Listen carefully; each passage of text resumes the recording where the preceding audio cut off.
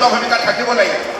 সেই যুক্তিৰে তেখেতে এক্ট দিছ পলিচি, তেখেতে এই নীতিক আগন্তুক দিনৰ বাবে বাস্তৱায়িত কৰাৰ বাবে 2014 চনৰ পৰাই যি নিৰন্তৰ বিভিন্ন পৰিকল্পনা আৰু কাৰ্যসূচী হাতত ল'লে, তাৰ ফলশ্ৰুতিতে আজি অসম তথা উত্তৰ পূৰ্বাঞ্চলে শক্তিশালী ৰূপত নিজৰ আত্মপ্ৰকাশ কৰিবলৈ সক্ষম হৈছে।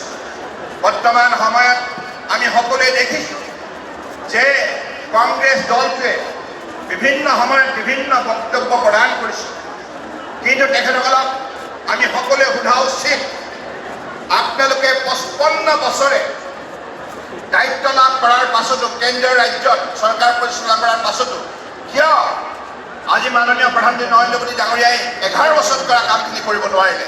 এইটো এটা মৌলিক প্ৰশ্ন।